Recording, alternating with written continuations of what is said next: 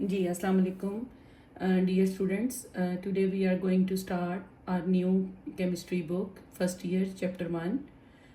Chapter 1 जो है periodic table और periodic properties के अबाउट है. ये आप लोगों ने जैसे कि आप जानते हैं केमिस्ट्री का सिलेबस जो है थ्रू आउट जो है वो चेंज किया गया है पंजाब टेक्स्ट बुक बोर्ड की तरफ से. तो ये फर्स्ट ईयर जो है एफएससी फर्स्ट ईयर का चैप्टर जो है ये पीरियोडिक टेबल और पीरियोडिक प्रॉपर्टीज़ जो है पहला चैप्टर है. इसको हम लोग स्टार्ट करते हैं. और सबसे पहले पीरियोडिक टेबल क्या होता है और उसकी पीरियोडिक प्रॉपर्टीज से क्या मुराद है इसको स्टार्ट करते हैं. सबसे पहले पीरियोडिक टेबल क्या है. Periodic table basically it is a framework जिसमें तमाम एलिमेंट्स जो आज तक डिस्कवर हुए हैं उनको अरेंज किया जाता है. अरेंजमेंट का जो है बेसिक फ्रेमवर्क जो है एटॉमिक मास भी है और एटॉमिक नंबर भी है. जो हमारे पास ओल्ड पीरियोडिक टेबल हैं जितने भी वो एटॉमिक मास के ऊपर बेस करते थे. एटॉमिक मास आप लोगों को पता होगा नंबर ऑफ इलेक्ट्रॉन नहीं उसमें शामिल होते, number of proton and number of neutron के ऊपर बेस करता है. जबकि एटॉमिक नंबर जो है it depends upon the number of electrons as well as number of the protons. इनके ऊपर जो है ये डिपेंड करेगा. तो सबसे पहले हम इसको स्टार्ट करते हैं. पीरियोडिक टेबल जैसे आप लोगों का रजिस्टर होता है जिसके ऊपर क्लास की अटेंडेंस ली जाती है रोल नंबर वाइज अरेंज करके, रोल नंबर 1, 2, 3. इसी तरह एलिमेंट्स को भी उनके एटॉमिक मैसेज या एटॉमिक नंबर के अकॉर्डिंग जो है अरेंज करके उनको जो है सॉर्ट आउट करते हैं और उनकी करेक्टरिस्टिक्स को जानने की कोशिश करते हैं. इसकी ज़रूरत इसलिए पेश आई कि जब हमारे पास नंबर ऑफ़ एलिमेंट डिस्कवर हुए, स्टार्ट में तो इतने ज़्यादा एलिमेंट्स नहीं थे, लेकिन जब बहुत ज़्यादा तादाद में एलिमेंट्स जो है वो डिस्कवर हुए तब जो है इसकी ज़रूरत पेश आई कि इसको अरेंज किया जाए ताकि एक ही टेबल के ऊपर एक ही लुक में जो है ईच एंड एवरीथिंग जो है हम लोगों को पता चल सके अबाउट एलिमेंट्स. सबसे पहले हम इसका हिस्टोरिकल बैकग्राउंड से स्टार्ट करते हैं. हिस्टोरिकल बैकग्राउंड पीरियोडिक टेबल बना कैसे, सबसे पहले इस पे किसने काम किया इसके बारे में करते हैं. इन 18th सेंचुरी में एक फ्रेंच साइंटिस्ट था एंटोनी लिवॉज वाज इट्स नेम. उसने जो है सबसे पहले एलिमेंट्स को करेक्टरिस्टिक्स वाइज जो है डिवाइड किया. इसका ना एटॉमिक नंबर को इसने बेस बनाया, ना एटॉमिक मास को बेस बनाया. इसने सिर्फ करेक्टरिस्टिक्स को इसकी बेसिस बनाया. जैसे मेटल एलिमेंट्स को डिवाइड किया मेटल्स और नॉन मेटल्स दो ग्रुप में. मेटल्स एक साइड पे रख दी गई और नॉन मेटल्स जो है वो एक साइड पे रख दी गई. It was very easiest and simple periodic table. इसमें किसी किस्म के रूल्स एंड रेगुलेशंस नहीं थी. सिंपल सिर्फ दो हिस्सों में डिवाइड कर दिया गया. That is why it is not very renowned. बहुत ज़्यादा इसके बारे में डिटेल्स हमें नहीं मिलती. उसके बाद जो है 1929 में अगर आप लोग 1829 में एक साइंटिस्ट है Döbereiner was an other scientist जिसने फर्स्ट टाइम जो है कोई रूल्स बनाए. इसने ट्राइएड जो है वो बनाए. ट्राई का मतलब होता है 3 और एड्स का मतलब होता है ग्रुप, यानी 3 एलिमेंट्स के ग्रुप्स बनाएंगे. अब कोई से भी 3 एलिमेंट्स नहीं इसने ले लिए कि कोई से भी पीरियोडिक टेबल के 3 एलिमेंट्स ले लिए. एलिमेंट जो भी उस वक्त डिस्कवर हुए थे, इसने एक जैसी प्रॉपर्टीज रखने वाले 3 एलिमेंट्स का ग्रुप बनाया. फॉर एग्जाम्पल सबसे पहले उसने लिथियम, सोडियम और पोटाशियम ये 3 ट्राइएड्स जो हैं वो इसने यूज़ किए. और ये तीनों ही आपको पता है कि ये अल्कली मेटल्स हैं. इनकी प्रॉपर्टीज़ एक जैसी हैं. जैसे लिथियम है इसका एटॉमिक मास जो है वो 7 है और सोडियम का एटॉमिक मास 23 है और पोटाशियम का एटॉमिक मास जो है वो 29 है. तो इसने ट्राइएड इस तरह ग्रुप बनाए और इसने इसका रूल ये यानी देखा कि जब हम पहला और तीसरा एलिमेंट इनके एटॉमिक मैसेज की जब हम लोग जो है एवरेज एटॉमिक मास लेते हैं. एवरेज एटॉमिक मास लेने का क्या तरीका है कि इनके एटॉमिक मैसेज को पहले जमा किया जाए यानी 39 + 7 और फिर उसको 2 के ऊपर डिवाइड किया जाए. तो 23 एटॉमिक मास जो आया वो था सोडियम का एटॉमिक मास जो कि सेंट्रल 1 एलिमेंट है. ये हमारे पास जो है इसने इस तरह करके जो है ट्राइएड्स जो है बनाए. बहुत ज़्यादा ट्राइएड ये नहीं बना सका, 2 से 3 ट्राइएड ही इसने इस तरह से अरेंज किए.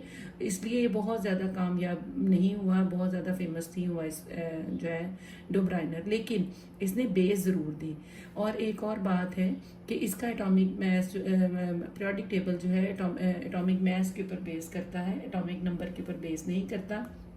क्योंकि मैनलीफ के पीरियोडिक टेबल से पहले तक एटॉमिक नंबर डिस्कवर ही नहीं हुए थे, यानी किसी को एटॉमिक नंबर का पता ही नहीं था कि वो कैसे हम लोग डिस्कवर कर सकते हैं। उसके बाद थर्ड वन पे हमारे पास in 1864 Newland was the third scientist. ये तीसरा साइंसदान हमारे पास जो था न्यूलैंड था, जिसने अबाउट 62 एलिमेंट्स को अरेंज किया। और इसकी अरेंजमेंट का क्या पैरामीटर था, इसने आठ एलिमेंट का ग्रुप जो है वो बनाया, यानी इसने ग्रुप ऑफ एलिमेंट्स, इसमें 8 एलिमेंट्स रखे गए और इसने ये ऑब्जर्व किया कि हर 8वां एलिमेंट जो है it is quite resembled with the first one, यानी 1 2 3 4 5 6 7 एंड 8th वन फिर 1 वाले के नीचे रखता था। तो वो देखता था कि पहले वाले एलिमेंट की और 8वें वाली एलिमेंट की जो है पीरियोडिक प्रॉपर्टीज एक दूसरे से बहुत मिलती जुलती हैं। तो ये हमारे पास इस तरह करके इसने अबाउट 62 एलिमेंट्स को जो है इसने बेस अरेंज कर लिया और ये बहुत अचीवमेंट थी, बिग अचीवमेंट थी। और इसके ऊपर न्यूलैंड ने जो काम किया, लेकिन यहाँ पे मसला क्या आया, यहाँ पे मसला आया आइसोटोप्स का। क्योंकि आपको पता है आइसोटोप्स के बारे में आप लोगों ने पिछली क्लासेस में पढ़ा होगा कि आइसोटोप्स आर दो species which have the same atomic masses but different atomic masses but same atomic number. उनकी मैसेज डिफरेंट है।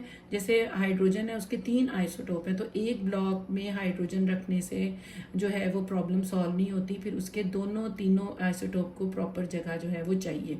लेकिन फिलहाल अभी एक आइसोटोप के साथ ही उसने ये अरेंजमेंट की और ये इस तरह काफ़ी ये फेमस हुआ।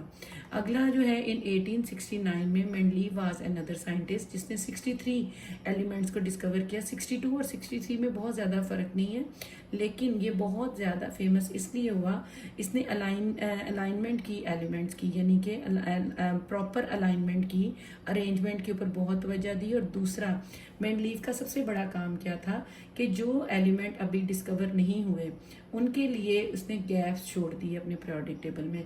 उसने लेफ्ट जो है वो ब्लॉक्स कर दिए पीरियोडिक टेबल में, गैप्स छोड़ दिए कि अभी आप इसका ये फायदा हुआ कि वो एलिमेंट जो अभी तक उस वक्त तक जो है डिस्कवर नहीं हुए थे उनकी खाली जगह छोड़ने से क्या मुराद थी कि जब भी वो डिस्कवर होंगे उनकी डिस्कवर होने के बाद उनको उस ब्लॉक में रखा जाएगा और उनकी प्रॉपर्टीज उनकी डिस्कवरी से पहले ही लोगों को प्रिडिक्ट कर सकते थे, पता कर सकते थे कि कौन कौन सी उनकी ऐसा एलिमेंट जिसका पीरियोडिक टेबल पे नंबर ये होगा, उसमें ये प्रॉपर्टीज होंगी, वो मेटल होगा, नॉन मेटल होगा या मेटलॉइड होगा। तो it was the big achievement. और दूसरा जो है इसने अलाइनमेंट ऑफ एलिमेंट्स के ऊपर बहुत काम किया, अरेंजमेंट, पोजीशन अरेंजमेंट के ऊपर बहुत सारा काम इसने किया। लेटेस्ट जो है हमारे पास पीरियोडिक टेबल जो 1913 में जो है मोज़ली वाज द साइंटिस्ट जिसने डिस्कवर किया, और ये सबसे ज़्यादा मॉडर्न अभी तक का लेटेस्ट पीरियोडिक टेबल जो है इसको माना जाता है, क्योंकि ये it was based on atomic number. इसमें पिछले जितने भी पीरियोडिक टेबल हैं they were based on atomic messes.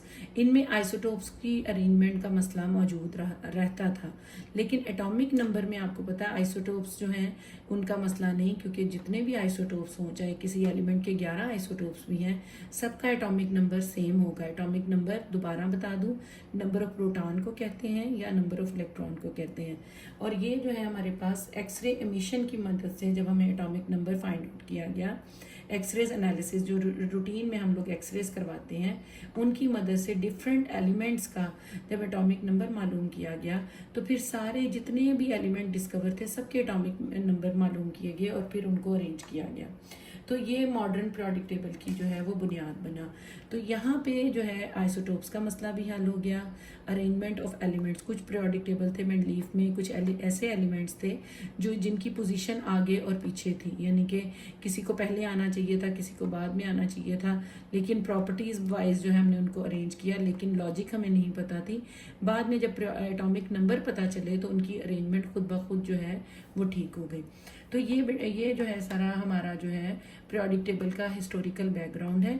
और अब जो पीरियोडिक टेबल है हमारे पास, जो पिछले साल जो बुक हम पढ़ रहे थे उससे भी लेटेस्ट किया है, वो मोज़ले ही पीरियोडिक टेबल है, लेकिन उसमें और अब के मौजूदा जो आपके सिलेबस में है वो लेटेस्ट पीरियोडिक टेबल में कुछ अहम फीचर्स हैं, कुछ तब्दीलियाँ की गई हैं, वो हम आपको अगली वीडियो में फिर बताएंगे कि वो क्या तब्दीलियाँ हैं और अब हमने उसको कैसे सॉर्ट आउट करना है। तो ये इंशाल्लाह ताला अगली वीडियो में फिर आप लोगों को मज़ीद डिटेल से बताया जाएगा। ठीक है, अल्लाह हाफिज़।